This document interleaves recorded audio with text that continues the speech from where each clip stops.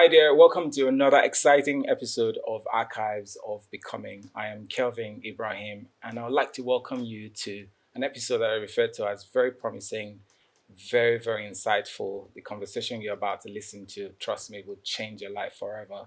The person that I would like to introduce in a moment is someone I'm meeting for the first time, and throughout the years, he's been in the news for so many reasons, and you'll find out very soon. But I would like to refer to him as one of Nollywood's finest actors, a producer, and also a UN ambassador. Trust me, I'm going to be learning as much as you're learning about him today because he's been in the news for so many reasons. So join me as we learn about Mr. Emmanuel Ikwubese and his story of becoming Emmanuel Ikwubese. Nice to meet you. Nice to meet you, sir. Thank you This very, is very such an much. honor. I've seen you on TV. I think the one that I strongly hold on to and I still remember is you on Sugar. Oh, wow. That was a Yeah, long time that ago. was definitely long. So a lot of people can remember you from different places and different seasons. Yeah. So the conversation today is just the journey of how you became Emmanuel Ikwubese, and we're very keen on learning all about that. Interesting. I was sharing with you offline that this is my very first podcast. Yeah, you did, and I'm very honored. Thank you so much. I feel like it came in at the right time. And I'm excited to see how this flows. I'm sure it will go well. Okay. There's so many aspects to you that we need to uncover. Yeah. All right. Really lovely to meet you. Nice to meet you too, sir. Yeah, thank you. So I think the first time that I heard about you was when you won one of the Mr. Nigeria. Mr. Nigeria. Yeah, and then Would you say that was the beginning of Emmanuel Ikwubese, like the public figure? Would you say that was the beginning? Not really, actually. Oh, really? Yeah, maybe that was a next level for me. Yeah. Prior to that, a lot of people didn't know that I was quite a superstar before that in Kenya, because I went to school in Kenya. True. Thank you. Yeah. Right. I went there for studies as usual. I studied international relations. Yeah. But while I was there, started as a Niger guy now. Started to explore a few of my talents. Yeah. Started off as a DJ. Was known as DJ? DJ Feko. I used to organize DJ what? Feko? DJ Feko. Yeah. Ifeko. For my other name, Ifeanyi. Oh, okay. Yeah, Ifeko was a name my cousin at the time gave to me. So I started, I even used to have T-shirts, DJ Feko. Anyone who calls me DJ Feko, I know where that person is coming from. Yeah. So I was that DJ, organized a lot of parties, and back in school, and I used to make some good money from that. Like the clubs, I would organize parties where a lot of students would come in, and it was really amazing. And I don't want to take a lot of credit for that, but at the time we didn't have a lot of Nigerian music playing at the clubs, and that's why I felt I had something. Yeah. There was a gap. I had something to offer, and so I used to call this my events West African nights at the time. I didn't want to call it Nigerian, but West African, so that I could infuse both the Lingala at that time, which was a big thing as well. Then of course Nigerian music. It was the time of P Square and all these songs. Nigerian music was just beginning to gain a bit of popularity at that time. So that's where I stepped in, and from there I went into modeling. It's so funny because at school we have this thing called Mr. USIU, which is my school. It's an American university. Yeah. It's called United States International University in Nairobi, Kenya. And but it didn't work out. I tried twice. That's how determined I could be. I remember the second time people were like, "This guy, you did it before. Why?" But I'm that person. When I set my mind towards something, I want until I get it done. Yeah. Right. But unfortunately, I didn't. I didn't win. I got top 5 the second time, but I didn't win. I think I came top 3. I'm not sure. Yeah. I forget now. But yeah, so that launched me into the part of modeling. Tried a bit of commercial modeling, the runway modeling. This was in Kenya. Amazing. Then MTV Shuga came. So MTV Shuga actually started from Kenya. Hold on a second. So MTV Shuga was before Mr. Nigeria. Yes, exactly. Okay. Yeah, so it started off in Kenya around 2009. Okay. Right, I was still a student at the time when I auditioned for MTV Shuga. Yeah. So what the funny aspect of MTV Shuga's story was the first episode, the first season, I wasn't a part of the first season. Okay. The first season had Lupita Nyong'o, right? And my friend Nick Mutuma. And it screened at my university campus, right? And I was a part of it.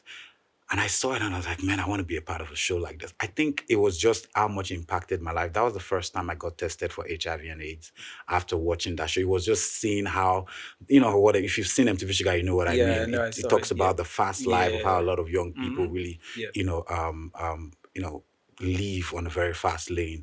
And I was just like, man, this is the life I'm living. Okay, are you sure I shouldn't go do HIV test? So I remember doing HIV test for the first time and I was panicking. I was like, oh my God. I think it happens to most of us. Even if you're not, you just like Well, you're we were on the lane, so Oh yeah, your case so was we were different. like, Yeah. God, I beg, I right? beg. And of course, got the results. Every time the results was like, oh, God, we won't do it Survive this again, one. we won't do it again, that kind of thing. But yes, but the impact for me was it changed something inside of me. I said I wanted to do shows like this, and the reason I'm mentioning this is because it played a big role in what I'm doing currently as a producer, as a filmmaker, as a writer. Right? I'm always about impact. I mean, of course, I understood how stories are very pivotal in shaping narratives and advocacy, right? And it's helped with a lot of the things that I'm doing currently. So that inspired me, right? So of course, that's what launched me into the space as an actor. Prior to that, actually, I did music. Sorry, Music. yes, there was music and there was Nikon, actually. Yes, my stage name was Nikon. Are you ready for this? I'm ready. Are you ready? Bring it on. So my stage name was Nikon. Actually, there Nikon. was Nikon before MTV Shuga, before Femi. Right. So at the time I used to perform, I did songs with some of the biggest artists in Kenya, Wire, Red Sun. We had an album, we did songs with Timaya in Nigeria. Yes, like I was Nikon. Like I was like an artist. I used to perform and girls used to scream and be like, "Ooh!" I used to perform in Kenya. I was that artist who would perform, who would curtain raise before some of the big Nigerian superstars, like the likes of like exactly, the likes of the Banj and all these guys. Right. So that was my story, So Kenya shaped a lot of things for me in regards to the things that I do today. Yeah, so it's like the opening ground. Yes, exactly. And so it was a pretty amazing journey, coming from that place. Then of course, like I said, I did MTV Shuga. I believe why a lot of people didn't know at the time was we did 2 seasons of no, I joined in the second season. So the third season was now MTV Shuga Nigeria. Then my character came into Nigeria. That's where so probably that's where Nigerians were, started to catch my role or my character with MTV Shuga Nigeria. And it was after that then I contested for Mr. Nigeria. And the reason I did that was Femi, my character, had become such a tag with my personal brand. So you needed to I wanted to break it out. So it was such a fun, like I had to go whenever I get on a red carpet, maybe I was invited for an event. Oh, hi, my name is Emmanuel Ikwubese. And we were like, aka Femi Shuga. Okay, that's the guy, that's the Femi guy. And I was like, I have to be very intentional. I don't want to be, shout out to Akin Popo, I love it, but I don't want, I want to be Manuel first. And I can play Femi, I can play Jude, I can play this, I can play any other name. I don't want to get into a place where I have to call Femi before you recognize the brand Emmanuel. And that inspired me doing Mr. Nigeria. Prior to that, I actually wanted to do Big Brother. Because that was another platform that I felt would give me an identity in regards to my brand as Emmanuel. But of course, it didn't work out. I remember doing a couple of auditions for Big Brother, even while I was in Kenya. At the time, I did a particular audition that I flew all the way to Nigeria because I felt, okay, maybe because I'm a Nigerian doing my auditions in Kenya, probably that's why I wasn't working. At the time, it was Big Brother Africa. Africa, okay. Right. So I flew into Nigeria to try out. It still didn't work. And I always cross over to the next stage, but then the pastor said, we'll get back to you once when they never got back to me, right? God. But anyway, Mr. Nigeria happened sluggishly, actually, right? Because I was more focused on Big Brother. But I decided to do it. And I won. And then I think for me, my target now, while I was doing Mr. Nigeria, was actually Mr. World, because I felt like, Mr. Nigeria, yes, but if I prove to the world that I could win Mr. World, then I feel like that's it. So it's like when you want to go into the finals of 100 meters, you have to do the heats, right? So Mr. Nigeria was the heat for me. So while I was at the camp, I was so focused more on the Mr. World competitions. So I used to watch a lot of the Mr. World past programs and the challenges and all of the things. So that's what I was training towards. So thank God I won Mr. Nigeria, because even if you had come second at Mr. Nigeria, you wouldn't have that Yep. opportunity. Then I had to go represent Nigeria at the Mr. World, but I came second. Oh no. Yeah. You But know, that he was that's that was that's good, but good. you Yeah. see, in these competitions, See that first seconds is it or that first or first? yeah. Seconds are good. They're just like, oh, well done, you tried, but it just is just around for a few days, and before you know, everything just Yeah. dies compared to you winning. And I really wanted to, but I felt like that was where God said something to me when I didn't win, because even the contestants at the time, were three of us. The guy who I thought was going who was going to win amongst the three of us was the guy who came third, Mexico, Hmm. right? Then it was me and the guy Denmark, and even the Denmark guy, by the time when they were calling, who do you think will win, Mr. World 2014? Is it Nigeria? He was like, yeah. Is it Denmark? Yeah. Then the guy was like, he was like literally telling me congratulations. But then they called Denmark as the winner. I almost felt like the ground should just swallow me up, because I was so like, this was what I wanted. But Yeah. God said something to me. He said, you're not ready. Because if, I mean, this is now Like why I've yeah. given you all these backstories, Mm. because it's important to let you know where I'm at and a lot of the things that's happening. Because, like, you're not ready, because if I had allowed you win that, I would have lost you completely, Mm. you know, in the sense that the whole attention that that winning Mr. World would have given to me would have just taken me down a path of probably no return. Mm. And God is more intentional about you than what it gives to you, Mm. right? And that's a lot of things people don't realize. The enemy doesn't care what it gives to you, because it can give you something that will destroy you. But as a father, God, he's more intentional about giving you something, but preparing you for that thing, so that by the time you get that thing, you're more in control of that thing than that thing is in control of you. Mm. And that's why, and just being a good father, it made it very close, so that at home, I mean, also for me as well, so that I won't feel like, Lord, I believed you. I mean, I believed you for this, right? And also so that, the people at home, the media at home won't feel like, this guy, Nigerians, if you go and you carry fifths, they can They just, will this you know you. what I mean? So it gave me something close, just to let me know that I'm you're in the right place. There's something I want to do with you, but you're just not prepared for it.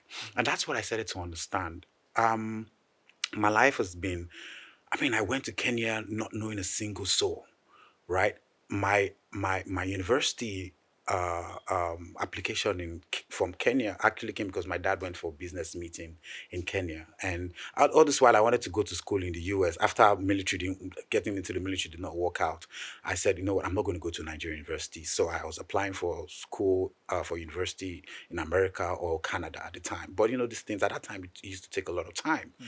and so my dad travels and goes to East Africa, comes back, brings the brochure, right? And United States International University. I was like, you should check this school out. And I was like, okay, I was checking it out. I saw a couple of white people. I'm seeing United States International University. At That's the it. time, there was Nairobi, San Diego, and Mexico. There were three campuses, and Nairobi happened to be one of them. So I was like, okay, maybe I can start here and then probably cross over Transfer to. to to the United States or something. And that's what I was thinking. But God had a different plan, right? And I believe God really wanted me to be in Nairobi, because a lot of the connections, a lot of the friendships that I've built till today all started off the person, the confidence, a lot of the things that I do today started off, even my creative space, the way I think, the way I tell stories, it's from a Pan-African perspective. And Mm. that's because of how I've mingled, or that's because of my schooling in Kenya, right? So anyway, so I decided to do that opportunity with Kenya, and that's how I went to Nairobi just for school. I didn't know a single soul. In fact, the guy who came to pick me at the airport was the guy whose off-campus accommodation I was staying, and my dad just wanted to make sure that at least I had somebody, but nobody. But you see, I went into Kenya not knowing anybody, but God made me a household name in Kenya by the time I was leaving Kenya, Yes, sir. right? And it just goes to show that at the end of the day, God is the one who makes a man. You get what I mean? You know, a lot of time people come to me, oh Emmanuel, we don't know anybody. I didn't know anybody. Right? This is a foreign country, and I built DJ Feko, you know, Nikon, the actor, the opportunity with Femi, all started from Kenya, right? So, but all that was still God taking me through a process of just giving me a glimpse of a few things that He wanted to do with me. But I didn't know that a lot of these things were going to crash completely. You're not new to trending and going viral. Different. I think you've been in the news for so many reasons. And let's unravel. Let's unpack some of those. I remember there's a time that I think you came out of a relationship with Juliet Ibrahim or something like that. And then there was another time where they said, oh, you were unwell. Unwell? Yeah, that you were sick. You've lost weight or something that you were sick. I didn't hear about that one. You didn't hear about that one? I didn't hear. You know, the problem with this industry is you get to hear a lot of things that even you find out. You're surprised. Like, are they talking about the same person, right? Yeah. So and then there's another time again where he said, "Oh, he's given his life to Christ," and yeah. So let's unravel that journey. So where do we start from?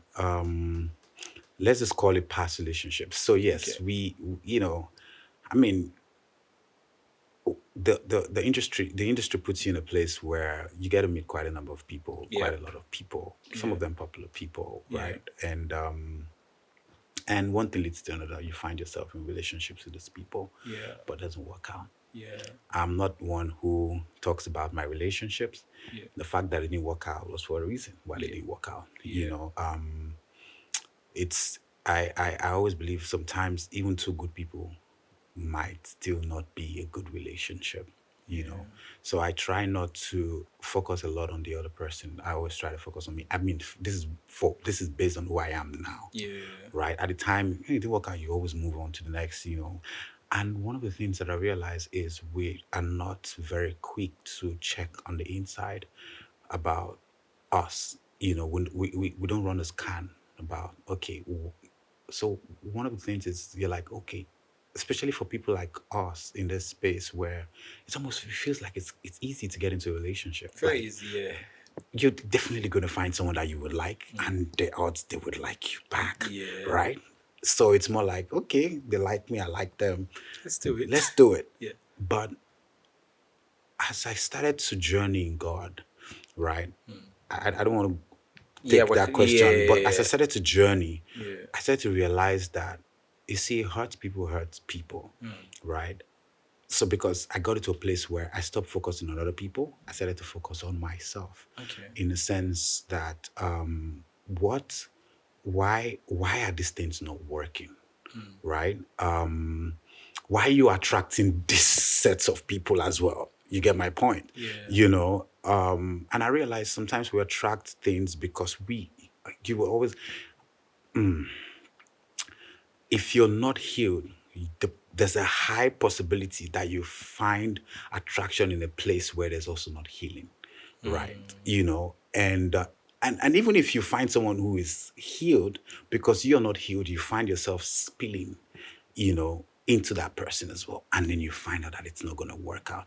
You see, so that's why a lot of the times it's always about self reflect, like where you come to a place where you begin to do like an inner check on yourself, right? Just the way you do a diagnostics check on your car, you diagnose yourself, you look at it, okay, what is it? So for me, for a very long time, I've had certain great relationships. I won't even lie, even while I was in school. But I just realized that if you've not found yourself, there's a high possibility that your society will help you find yourself.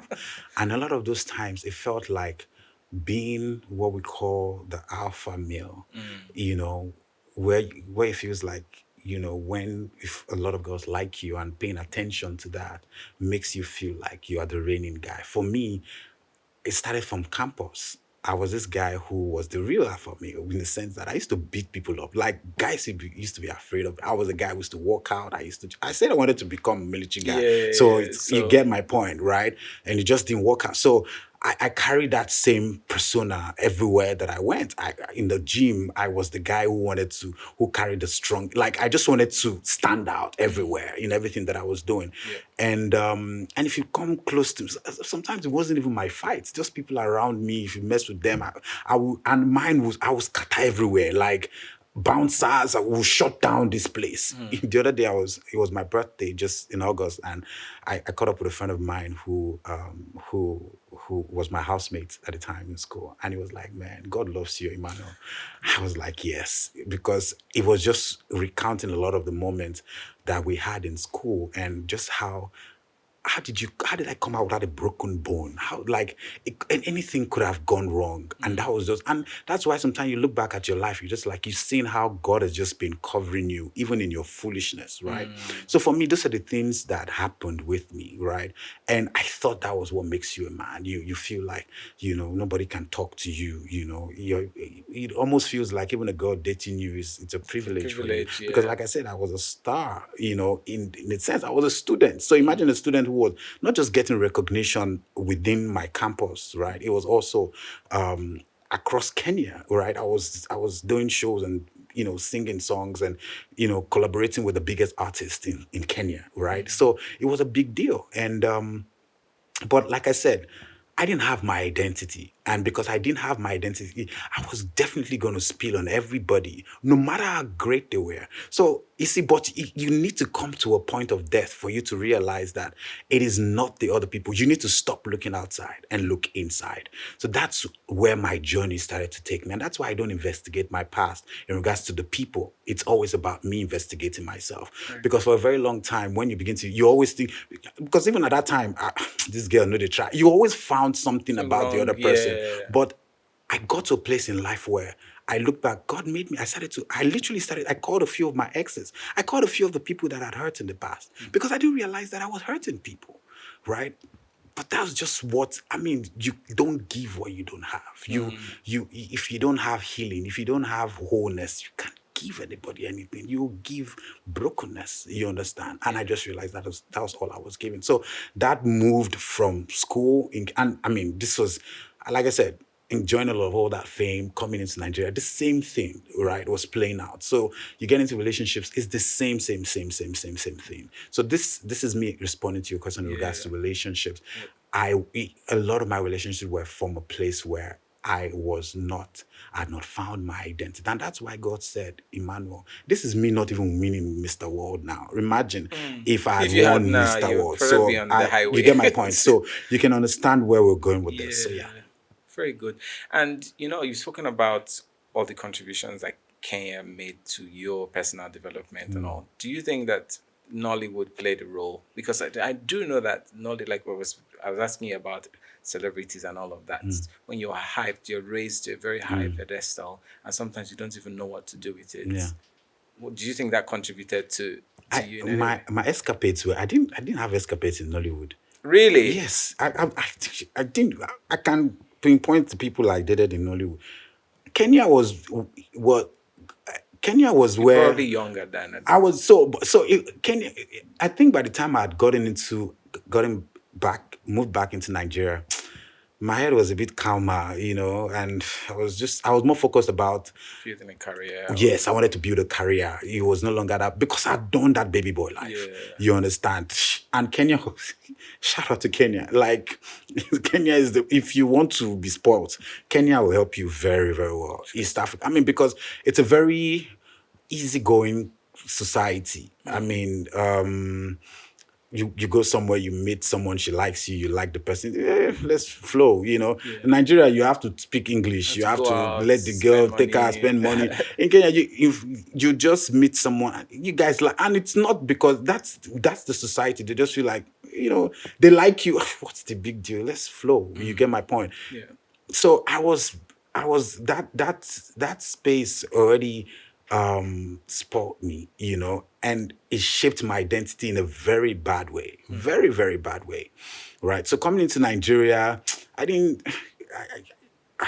I'd moved on from that. I think I was more focused, like you said, more focused about, man, this is real life now. Yeah. I want to do something that, because like I said, I'm, regardless of who I was as this bad boy at the time, I'd always been a guy who has been focused. Like I know that I have a career that I wanted to build.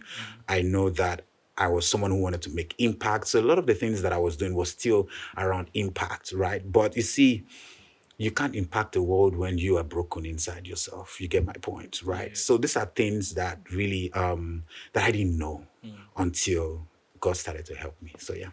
Very good. Ah, very, very, very deep there. I want to ask you something regarding dealing with rejection, not rejections, and not having your way, and how those have helped you realign your purpose and identifying what the right direction you're supposed to go. Example, when Mr. World didn't happen, when Big Brother didn't happen, when NDA didn't happen.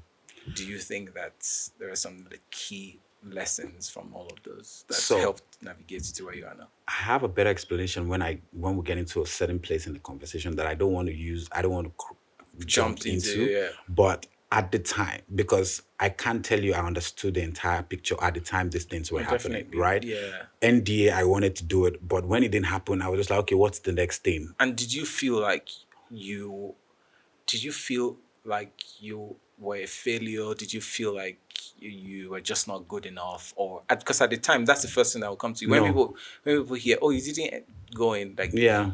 maybe you didn't pass, or you No. did, like, yeah. When NDA didn't work out for me, due to a lot of other reasons, Yeah. it was just the next thing, Okay. right? Of course, I had to get an education. So it was like, okay, I knew for sure that I wasn't going to study in Nigeria because, like I said, I understood who I was. I was this very, it wasn't anger, but I was a very stubborn guy. And I know how the system plays out in Nigeria. So I just knew that I didn't want to get myself involved in that because I know that I know where I was going and I didn't want any kind of, I didn't want anything. So I don't know, maybe it was just God who put that inside of me for some reason because I can't really explain. I didn't write JAM. I never wrote JAM exams at all, So you're right? sure of where you're going. Yeah, so I just knew I wanted to go abroad and I wanted to school abroad since NDA didn't work out, and then that's when Kenya came because, like I said, America and all that. So all the other aspects when Mr. Wall didn't work out for me, God gave me that at that moment. Oh my God, I felt I felt like the ground should swallow me up because you know how it is. The number 3 guy gets they treat number 3. They bring him out. In fact, the guy who won, did all this nice presentation with him. And then, of course, it's now the both of you, number 1 and 2, right? Who will be crowned Mr. World? And they call the winner, right? They don't start from. So they call the winner, and then I was just left alone. I was just feeling like, oh my God, wow. So that felt really, I just felt like, oh my goodness, can this ground just swallow me? I really thought I had this, right? Yeah. But of course, God gave me that word. I shook it off. And I'm glad. I mean, that Mr. World coming first runner up was also is equivalent to Mr. World Africa. So I held that, right? I said, okay. And that was I'm still holding that position to today. Anybody who will beat my position has to win Mr. World. Any African has to win Mr. World. Like I'm the only African who has got into number 2. Oh, right, amazing. first runner up. So at least that one I used it to compensate myself, right? But all of these things not working out. At the time I didn't understand, but I just had I was always quick to find what's next and just move on from that, right? Interesting. You've mentioned God, finding purpose and all. When, like, I'm sure till now, a lot of people are very surprised. Like, Emmanuel Ikwubese, born again Christian. Like, how? What happened there? Because I'm sure so many people are surprised and they probably didn't see that coming. And so, what happened? And it was pretty much behind the scene because the next thing is just like, oh, he's a changed guy. He's going to church now. We're seeing him rolling with Christians and stuff like that. So what happened? So, all right. I've always been a church guy. I've Have always you? been, yes. Oh, funny enough, I've always been one. Right from a teen, while I was a teenager, I'd always joined gospel groups, a cappella groups, singing in different churches, organizing Where was gospel. this? This was as a teenager, Where was this? Satellite Town, where my parents Where in stay. satellite? There's a place called Karashi. It's just it's like it's in Abulado, but there's a place called Karashi there. So I Okay. organized my Because I first grew up in major. Oh, satellite as well. really? Yeah. Navy Town, probably. Are you a Navy CBN Town boy? Estate. Yeah, just opposite Navy Town. Yeah. So that's a bit further inside Yeah. where I am. It's almost on it's the other side. It's at the Abulado side I know Blood of because my church was towards Yes, Ablution or yes, something. Yeah, so that Abulush, axis. Yeah. Abulush, Yeah. exactly. So Karashi now Mm. was actually where it felt like it was like a theater at the time in that space. So I did my very first gospel. I remember how I ransacked every church member trying to get them to donate for me. I took letters of sponsorship to major brands, even though they didn't answer me at the time. This is just the manner that I'd always been. This was me probably at I think I was 17. I think I was 17 at the time, right? I was that driven. I really wanted to make it happen, right? So I'd always been that church boy. There was a seed inside. But of course, I got into Kenya. Even before I got into Kenya, we started being, life was just, we're just doing the kind of things that was not really glorifying God at the time, even though we seem to call ourselves believers, right? Yeah. Or Christians, right? Got into Kenya, found moments where went to church, sang in the choir, and all of there are times where I would You were literally, singing in the choir. yes, there are times where I literally from the club go to the choir, go sing in church. Yeah. You get my point. So this is the kind of thing that that's what we'll call at the moment. It just felt like as long as I'm a Christian, that's what it is, right? Yeah. But I was just living in denial. I was just living in a foolish life. It was like the prodigal son, right? Who had an identity, who had the seed of God in him, but decided to just go do your own thing. But a lot of things changed for me around 2020. No, actually started from towards 2018, 2019. I started to meet a few group of people who started to pray together slowly, slowly, and there was just this Just fire. praying. Yeah, just praying, and there was Why? just Why? this. Why were you praying? Like, what did you? We do prayer mostly at that time was just something is not working. I need this Yeah. Okay. role. I So need I yeah. need this deal to happen. So Okay. God come through. Comes. Basically, that's what prayer was at the time for me, right? It's still the same thing It's still the now. same, but People. for me it's different now. I don't pray now because No, I no, I'm need not saying something. like to most people. Once Yeah, I mean they're that's in the that place, like believing. God opened the doors, something must go, something must Yes. happen and stuff. I think that's what we as Christians, it's always about God give, give, give, Yeah, give. yeah, yeah. A lot of time we don't think how can we give God? And how can we give God is how can God use our lives Yeah. to as a light in the places that He has called us to be, which is what changed my life completely. So it started off from that seed of prayer, praying, and something decided to boil inside of me, right? Like I said, it was an identity issue. And the more I prayed, the more I started to find that I wanted to live for God. I just realized that I started to look at myself and look at myself in the mirror. I was like, no, this can't be it. There has to be more to this in regards to who I am in God.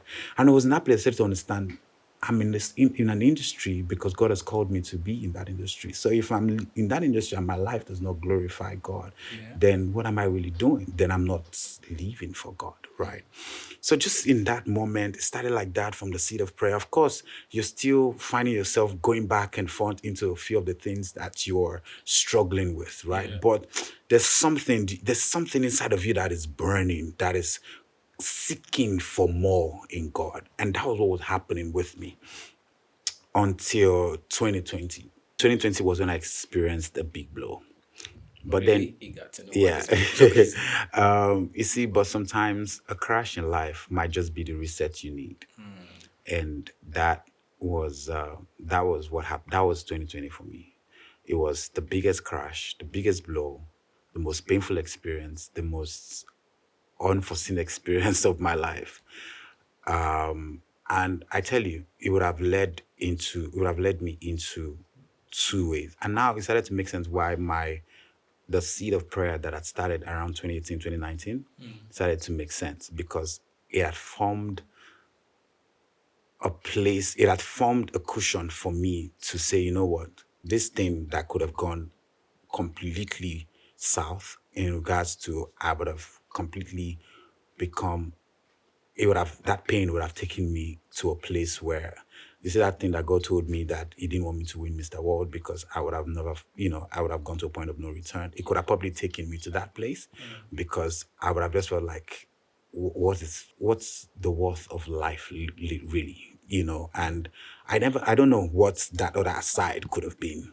I can't tell. But I thank God that it led me to this other side of life, which was God.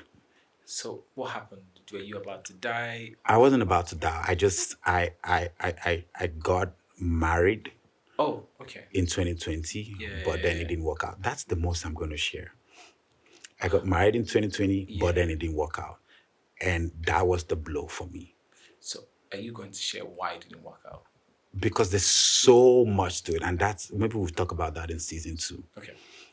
But because I don't want that to be the contention of this conversation. Sure, because remember I said I don't investigate the person. Yeah. It's me, and which is why I'm here. So it's me. Why didn't it work out from my side was because, like I said, it was an identity thing, right? If you don't find your identity, you always find yourself in moments like this, right? And for me, everything leading up to who I was from Kenya felt like that was put me on the highway, and God needed a reset, right? And that was the reset for me. It was something where I felt like, okay, I'd always desired a family, and now I have gotten it. But then the entirety of the fact that didn't work out for me, like I said, this is about Emmanuel, that didn't work out for me, just left me in such, you see that thing when you're asking me, how did you feel about not getting to, now that was where everything, because anyone who knows me knows I'm a very family-oriented person.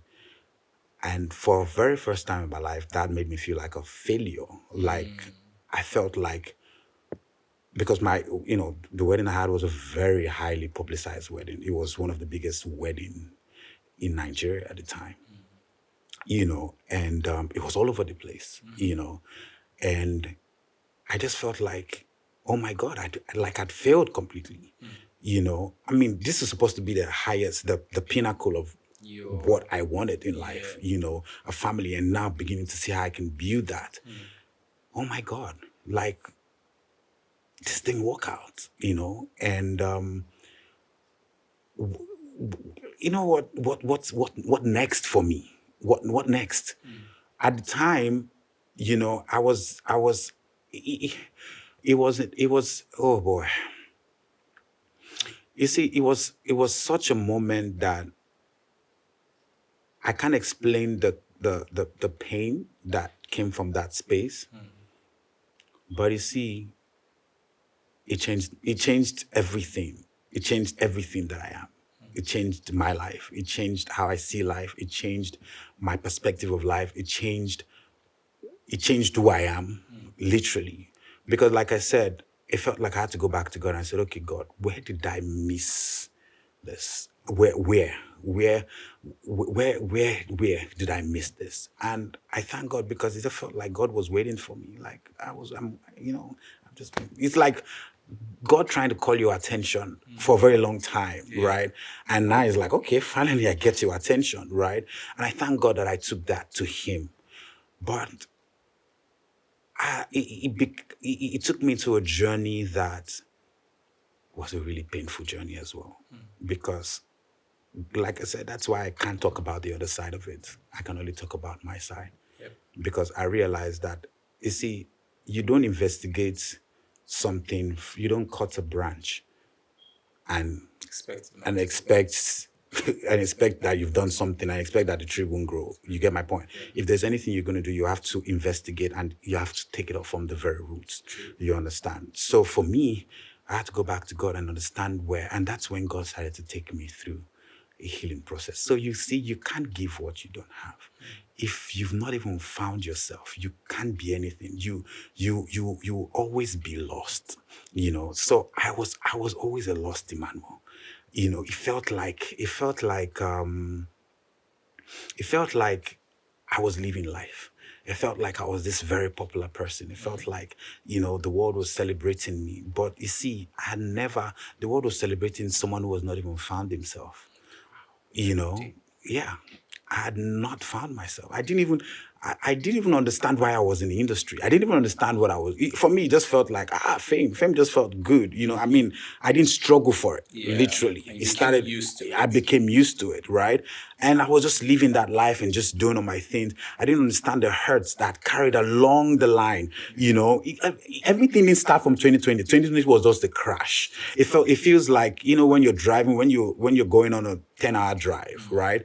And you're driving this car, it starts really well. This car is good, but guess what? Your oil, you didn't check oil change, you didn't do anything, and the oil is giving you signal, the fuel is giving you signal, all these things giving you signal. You're exhausted as a person, you're tired, you've been driving for about 15 hours or something, and then you just get to a point where both you and the car just crash.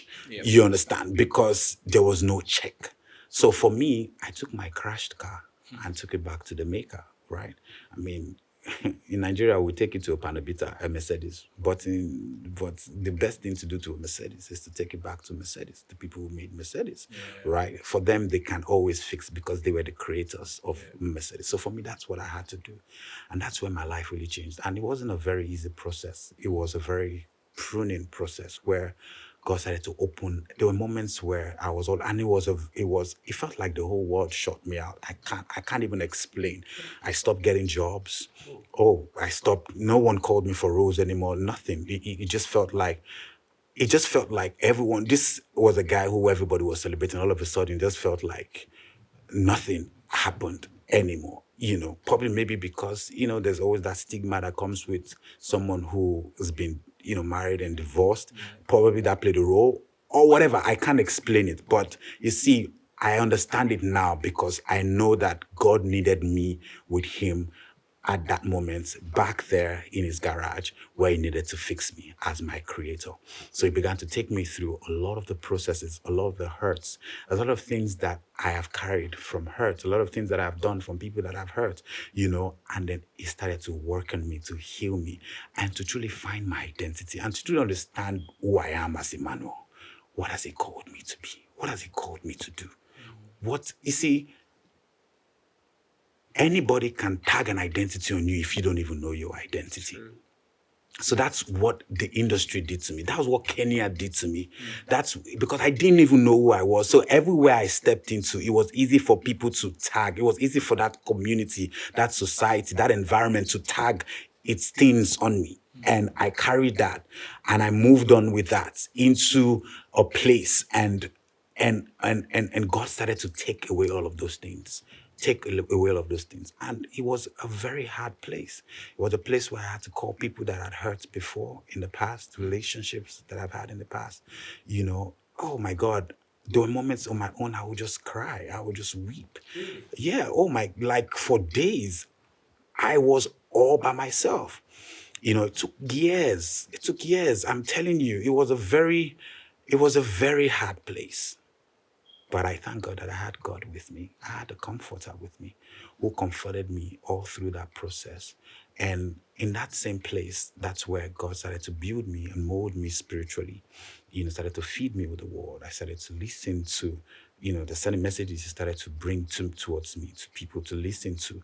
So you see, so that basically that was I'll call that the beginning of my transformation, which is what your show is about, right? The Emmanuel who entered into 2020 was not Emmanuel, or That came out of 2020. it's not even that came out. I would say the Emmanuel that entered into 20 is not the Emmanuel that came out of 2020.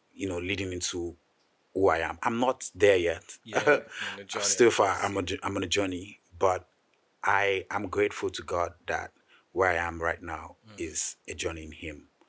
And even though when you're on a journey with God, you clearly don't have everything figured out. Yeah, let's come to that. Let's come to the journey later. Yeah. But the question I want to ask you is, what really broke you or hurt you the most in 2020? Is it the fact that you were in the news, the fact that the plans that you had for a family didn't work out, the fact that you become a divorcee, the fact that you had failed, or the fact that the expectations you had, it's not like an investment. Yeah. Really, you've poured into something and then you discover that the base has opened and everything has poured out. So what exactly really, really hurts you so much? It could even be the fact, that the most interesting thing sometimes is the fact, what will people say? That what will people say alone can make you suicidal. Yeah. So I'm just curious to know what exactly. Everything. Everything? Yes. That's a lot, man. Everything. Because that's it. Everything. Down to family, my own family. I come from, family is everything that I've always known. Yeah. I have the most beautiful family. I've seen and experienced love from family, my parents. I've seen them. You're right. I'm the first. Oh, you are? Yes. And so everything you mentioned and more, you get my point, was literally what was on my mind. And that's why I said it could have gone left. It could have gone completely. Emmanuel would have just, probably maybe I would have not been alive today. That you got to that point? I didn't get to a point of suicidal because I found God immediately. It could have, that's why I said it could have, I would have probably decided to take that. You know how you take pain and you don't deal with the pain and you decide to just go wayward. Yeah. That would have been that would have probably been, I don't know what's on that side. Thank God I don't want to know, and I don't wish that side for my enemy. But I've seen stories where people have taken pain and instead of dealing with the pain, right, which is dealing with the pain in God, they take the pain, they try to deal with it the world system. And a lot of times what that does is it only makes you lose your identity even a lot more. You think you lost it, you only find yourself losing the little that you even have left, right? So for me, I thank God that He had seeds of investment in me that it could call on. And that part was what led me to Him completely. Even though at that moment it shocked. I think one of the things that shocked me the world was how it felt like the whole world went quiet on me. I'm telling you, even a few friends, a few people. Did they ever come back to say why? The people? Your friends, your close. Up till tomorrow, a lot of people haven't said anything to me. I haven't had those comments. He was just silent. And sometimes we'll see you like, hey, nice, what's up? But you see, it's fine. I don't even need, I've come to realize that I'm in an industry where it's okay. If you don't, the problem is when your identity is based on how people receive you, then it will hurt you. But you see, I found an identity in someone. You get my point? And as long, let me tell you the biggest part of my life right now, myself and God. I can stay alone 1 week. Listen, that was never something I could do before. Before I always wanted to hang out with people. Where are we going? What's happening? I was the guy who I was always around. I was everywhere. I'm a bubbly guy. So it was easy for me to flow with people. But oh my goodness, listen, I don't come out until it is worth it. I only go where He wants me to go. I only allow Him lead me to be where He wants. And I have come to enjoy the greatest. Oh my God, the peace I feel Him. You don't understand what God has done with me. As crazy as 2020 was, and as crazy as that situation was, I don't wish it for my worst enemy. But you see, it was a blessing in disguise. Was it? Yes. Unfortunately. Or fortunately. Why do you say so? Because, what other way could I have found Him? Okay. I don't even, that's the blessing. The blessing was that it led me to Him. It led me, you see, the thing, Emmanuel is now, all those commotion, all those, led me to him. It led me into what I have today. And I'm telling you, what I have today, listen, take everything from me. Oh, I'm fine. Amazing. I'm fine. But in the past, you had to hold on to Because everything to find meaning. everything was what defined my identity. True. That's so deep. My Mustang was what defined my identity. My Mustang left. I gave it out. Oh, wow. I gave it out. A dream car of mine. I finally bought it, and it had to go. I didn't say I sold it all. It had to go. I lost everything. Everything left. Everything had to go so that I can find the one who has everything in him. Amazing. And that thing that I have, listen, it has made every other thing not what, they don't mean anything to me anymore. Interesting. And that's why I keep saying, as painful, I don't know if you can, listen, I feel, even saying it just gives me so much peace. I found something, and I found it in rock bottom. And for me, I always say, you see, if the enemy knew that sending me to rock bottom would have allowed me to find the greatest treasure, it wouldn't have allowed me, because I found the greatest treasure, bro, in rock bottom. Amazing. When the whole world went quiet, there was one who was never quiet. Yeah, and that one is all I need, and I'm okay. The problem is that I've gotten too comfortable there. It's just, I'm so comfortable where So I the am. question to you now is, so should the marriage have worked out, you would have probably been on the same journey that you've been on. You see what I'm talking about? And that would have been me growing, continuing with a car. Like I said, probably, maybe, I wasn't tired. Like, I gave you an analogy of a man who has been driving for 15 hours. So maybe I wasn't sleepy driving, right? Yeah. So, but the car was knocking. The car was about to knock. So at some point, that car would have knocked, right? Yeah. So, I don't know. I would have had a marriage, but Emmanuel would have been gone. Jesus. You get my point? I don't know. But you see, that's why I said it's not about who. The person is not even everybody that I've dated, they are not in my conversation. Because it's not about any of them. Consequential, really. Yes, yeah. It's not about any of them. As I am right now, I wish them the very, I pray they find what I have. You get, which is the greatest of peace, which is God, and I wish them the very best. I have nothing. I'm telling you, everything I have towards them is nothing but love. Nothing. There's nobody right now that I can say, my heart, trust me. That's one of the things that God started to deal with. And the people that I genuinely knew that I know that I hurt and God wanted me to reach out to, I did. And every moment I did that, I felt something. I felt something leave me. And this particular marriage, the union, yes, God has said that you can't be fixed. No, that's not part of the journey. You see, someone said something so important to me a while back. Yeah. Said God wants to fix. You see, let God fix you first. Oh, true.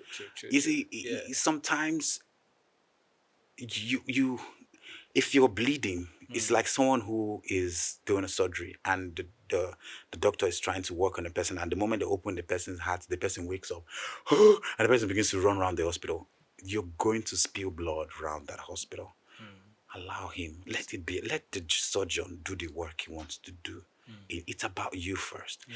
And then as you journey along, it now begins to open you up to the possibility of what he now wants to do, because your life is no longer about you. Yeah. It's not about a purpose. It's not about what he wants. And however he wants to take me in that direction, it's about him. So let me tell you a story of something very, very funny. There's this young guys online that I ordered sneakers from. And so normally I would like to do pay on delivery, right? But they wanted me to pay upfront for everything. So I was like, okay. I said I was going to trust them. So I did. But one of the sneakers They later reached out to me and told me that the one I wanted, it was an Air Max. They didn't have that color, and I should choose another one. I was like, you can't force me. Okay, refund that one. You can't force me to choose. They're like, no, they can't do refund. Blah blah blah blah blah. So they forced my hand, and I picked something else, right? And so they brought it, but I tried it. It was not my size, and it wasn't. I was like, Fitting. it wasn't fitting. So why didn't just refund me? They were like, no, that I should pick something else. Blah blah blah blah blah blah. And then I think they brought something else again. It still wasn't working. And it was at this point, this process now took almost 1 month, right? First of all, it took 1 month before they even attended to me in the first place after I paid that money, right? And so at this point, what I'd agreed to do with them is when they bring the one they wanted to bring, I'll collect it and I will seize the bike guy. Like I would just seize it and just be like, come, I want to see it. Because it was so frustrating because I couldn't. You're talking to someone that you don't even know where it is. I couldn't find a store. It was just hiding behind an Instagram, page, right? And I kept on telling him, I want to speak to you so that I can tell you what the problem is. So this guy was just, and sometimes they will not pick my calls and all that. So my point was, if I seize that guy's bike, they'll find a way to, just put in my estate. The owner, the real guy will come, right? Yeah. So that was me planning the thing the night before, and the Holy Spirit was just looking at me. It was like, well done. And I say this just to let people understand that, you see, when you begin to work with God, a lot of things about you it stops being about you. It starts to be about how do you look like Him and how do you showcase Him in every situation that matters. So now, like I said, the next morning, God doesn't like, if that guy comes, just collect the thing and just let him go, And that was exactly what I did. Even though I didn't like how they had treated me. But you see, I've come into a place where, issues like this just steal your peace, and anything that will steal my peace is not really worth it, right? So I just took it and I just let it go, and I just let the situation go. And I called them. I said, you guys, I don't know how you do your business, but that's not how it's done. I'm a very dissatisfied customer, but it's fine. You've won. You felt like you had my money and you could do whatever you want to do because, the money is in your hands already, right? And I let it go. But I say that to say that that's how inconsequential that situation was. But the Holy Spirit was still involved in that conversation. So for me, that's now become my identity. My identity is God pleased with the decisions that I take? Is God pleased? So that's the life that I live now. It's always about how can I showcase Him in every situation, in every aspect, and in every area of my life. Now in the bigger picture, in the industry that He has called me to, because now I understand that I'm here for it's a purpose. I'm here. I'm not. It didn't just give me fame. It didn't allow me to become number 2, Mr. World. It didn't allow me to become Mr. Nigeria or all these things. It was because just like David, He wanted me to have a taste. And you see, those things were not even the real thing. They were just a tip or a scratch for so much more that I believe God wants to do with me. But you see, if we wallow in those things, then you get lost in those little things, right? And that's what was happening with me. Those things got me excited. Kenya got me excited, being celebrated, coming to Nigeria, being Mr. Nigeria, all of these things, everything got me excited and just feeling like that is it, but no, there's a purpose, and that's what we're here to do. Amazing. Yeah. 2 more questions and we'll try to wrap up. All right. What were you doing during the silent season when you're not getting calls? Your friends left you because you're a celebrity. Yeah. People know you. You can't do the regular things anymore. And you weren't acting at the time. Yeah. So it was more or less like you were in hibernation mode. Yeah. How were you surviving? What were you doing? So one of the first things God did was He stripped me of everything. So when I lost everything, I lost everything. Like everything left me. So in this new season that I am in right now, there's nothing of my past season that is with me. Interesting. Nothing of my past season that is with me. Not even a remote. Wow. Not even a remote. Not even a TV screen. And how did you get rid of everything? Because I was asked to relinquish and just let go of everything. Let go. Let go. I had 2 cars. Let go of it. Everything. Let go of everything. And it's important because if you're going to work with God, right, this is in my case, you know, you become he wants to make you self-reliant on him, right? And I will land my story with that of the prodigal son. He had to lose everything. He lost everything to the point where he realized that, okay, I need my father, at least even if it's just to be a servant in my father's house, right? And for me, God allowed me sure that, and it wasn't just the things I lost, even the appetite for these things went. Like, I lost appetite for fame. I mean, I'm not saying it in a cliche way. I understand. So fame for me is, how can God be seen than Emmanuel being seen? Influence for me is, how can my light influence the spaces that God has called me into? That his light shines through my life, right? So for me, those are the things that I now understand. And all of these things I would never have understood if I didn't go through the process, if I didn't go through what I went through. And like I said, with God, our processes, they don't really end. It's intense. There's some moments, at some periods in our life, but we are always going through a process. I mean, every day of my life, there are decisions that I always like, God, did I do right? Did I, then I'll call the person and say, I'm sorry, I feel like I should have. We're still going through, we're still a work in progress. No one is any finished product, and we will never be until we meet Christ, right? So, but that's those things have changed my life completely. That's the transformation that I've experienced. And in that moment, as the healing process, happened with my life, and I mean, with all of the things that I have taken from all the environments that I have been in, right? God now started to help me with now my purpose in the industry and in the space that he has called me. And in that purpose, I started to find my creativity again. Right. In 2020, I lost, there was a show that I did, and I had an issue with the guy. I mean, of course, now we're fine because God made me, I had to call him to forgive him. That's part of the things, I don't want to go into that story, so it doesn't feel like I still hold anything. But I lost one of my, show that I had written and all that. I don't want to call the name of the show, but yes, that thing happened. It was part of the things that part of the things that I started to lose. That everything started from that 2020, and that show, because I had such big plans for that show, and that was taken away from me. And when God told me to release that, He said to me that He was going to open up a well of creativity. That would be the least thing I would ever have to write. And I tell you, as I started to now work with God in that journey, I started to experience such a dimension of creativity that, my goodness, if I can make, three really great films in the next 7 years without having to creatively think about any other film. Amazing. Right now, as I speak to you. I can make 3 great films right now as we're speaking. I mean, I can go back tomorrow and I get another download of something. And it's not me. It's by the Spirit of God that is inside of me, right? That gives me this creativity. I can make 3 great, I'm not saying any other film. I mean 3 great films every year within from now to the next 7 years without having to create anything from scratch. And you couldn't do this before? No, I couldn't. Wow.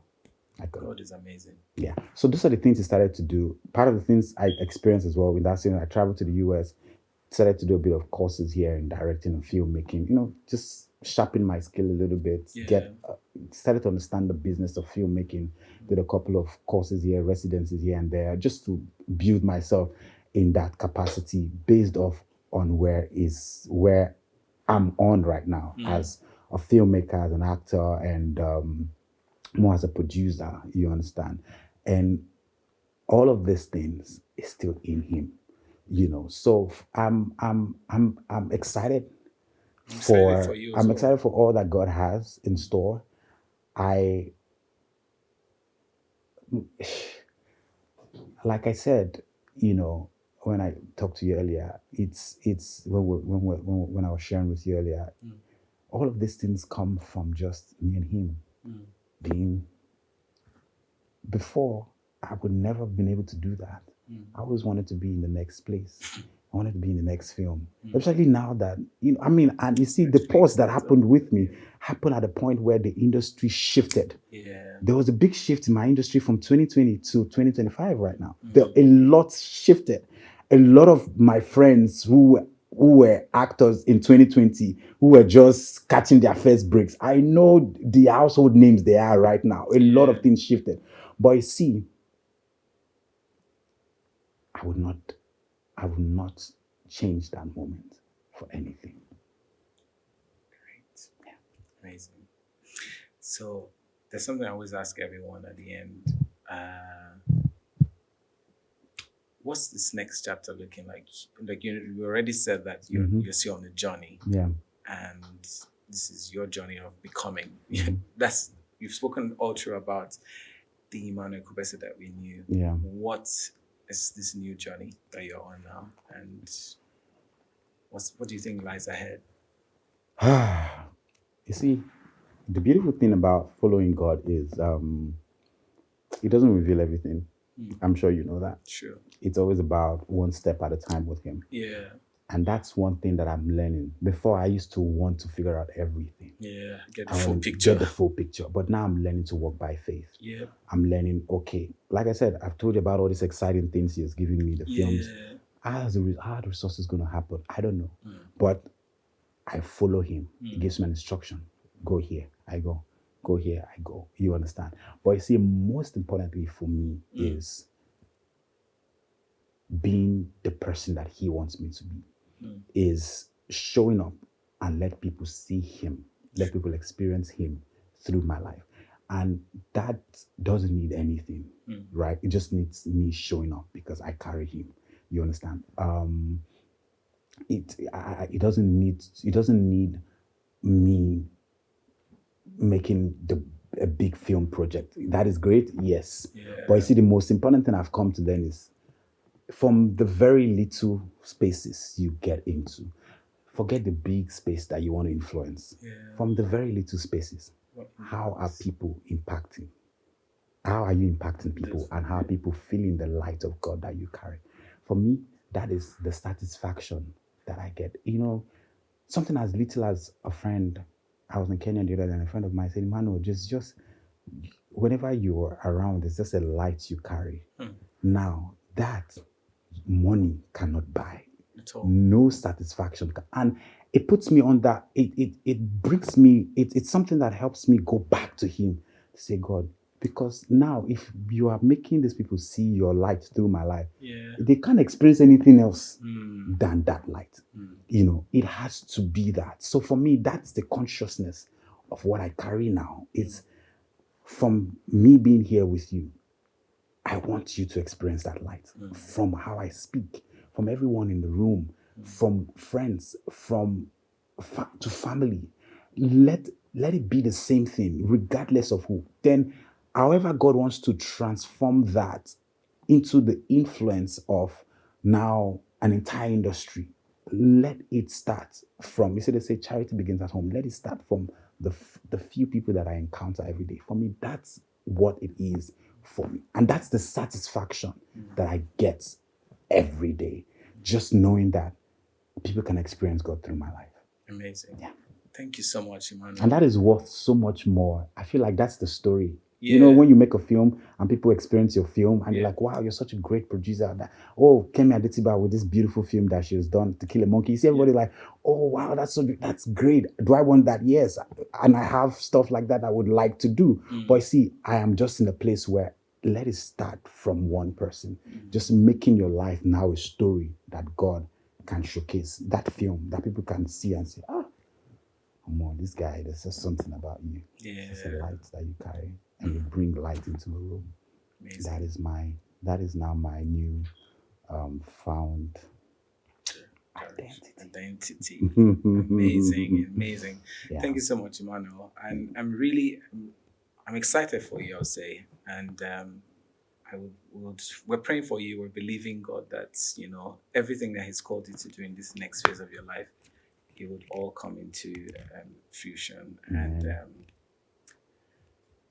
I'm excited for you, and I pray that this is me praying for you now. Yes. Like, just know that quite a number of us out there rooting for you, believing that Amen. you do so well, and we're keeping our fingers crossed for the next project. Amen. And God will show Himself. Yes. Let's believe that. Yes. Thank you so much. This has been, like I said at the beginning, this was definitely going to be a very, very deep conversation, and it has been. Like, to be honest with you, I didn't even believe that we would go in this direction, and the conversation that we've had. So many things you said today, I didn't even know about it. Yeah. Like, but same here. I when this happened, I was like, Holy Spirit, I don't know what they're gonna ask me, but you see, I want this conversation to be about. That's my prayer. Even coming while I was driving here, I was like, Lord, I don't know what this conversation will be, but you see, you told me one thing. You said, Emmanuel, wherever you go, just open your mouth and I will speak through you. Right? And Lord, as I go, let this conversation be about you. Let the people who would see and watch this podcast see you and not Emmanuel. And let the lives that you want to talk. Because when I received that call to be here, like I said, this is the first podcast that I'm coming to. And the reason why I've avoided podcasts and avoided anything media sometimes, except it's a media that is controlled by me. Yeah. If it's not controlled by me, I don't attend, because I know, media always wants to find a way to trend in the wrong direction and twist things in a way to trend. And I'm not trying to trend. Yeah. If I wanted to trend things, I would be trending. I'm not trying to trend. Yeah. Like I said, I don't want to trend for even the wrong reasons. If I want to trend, I want it to be for the right reasons. Let it be about God. That's what I represent. So when that call came, I got a nudge that, So for me, I've opened up as the Holy Spirit has led me to, because I want somebody to watch this and be blessed. Yeah. I want them to watch this and find themselves and realize that it's no longer time for you to blame other people for your shortcomings. You can't do that anymore. Yes, you had a failed marriage. It's okay. It's not a person anymore. It's you. Your parents didn't treat you right. It's okay. You are now going to become somebody's parent. So let that thing pass. Take yourself into God. Find your identity. It's about you.